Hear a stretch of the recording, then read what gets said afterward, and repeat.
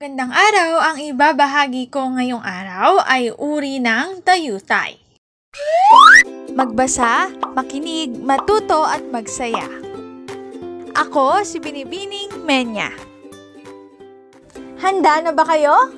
Tara na, umpisa na nating isa-isahin at pirapirasuhin ang mga detalyeng nakapaloob dito.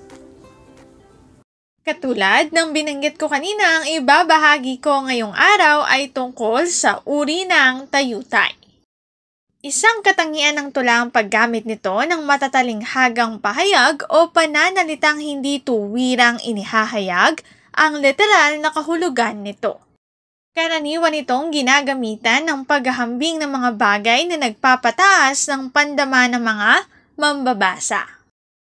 Ang talinghaga ang nag-uugnay sa mga karanasan, pangyayari at bagay-bagay na alam ng taong bayan. Ang talinghaga ang mismong larawan ng kamalayan ng manunulat. Isa sa madalas na gamiting talinghaga ang pagpapahayag ng patayutay o tayutay. Ang tayutay ay sadyang paglayo sa karaniwang paggamit ng mga salita, kung kaya't magiging malalim at piling-pili ang mga salita rito. Tinatawag ding palamuti ng tula ang tayutay dahil ito ang nagpapaganda sa isang tula. Narito ang mga uri ng tayutay. Ang una ay pagtutulad o simile, isang paghahambing ng dalawang bagay na magkaiba sa pangkalahatang anyo, subalit may mga magkatulad na katangian.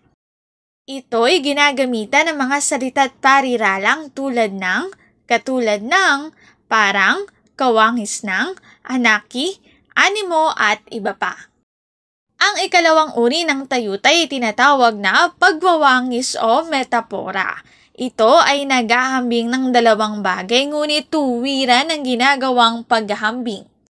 Ang ikatlong uri naman ng tayutay ay tinatawag na pagmamalabis o hyperbole. Ito ay pagpapalabis sa normal upang bigyan ng kaigtingan ang nais ipahayag.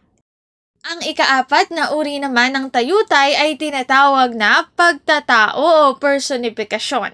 Ito ay paglilipat ng katangian ng isang tao sa mga walang buhay. Narito ang aking sanggunian sa mga impormasyong nakatala sa bawat slides.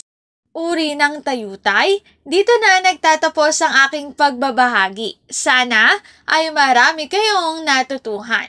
Muli, magbasa, makinig, matuto at magsaya. Ako si Binibining Menya. Paalam!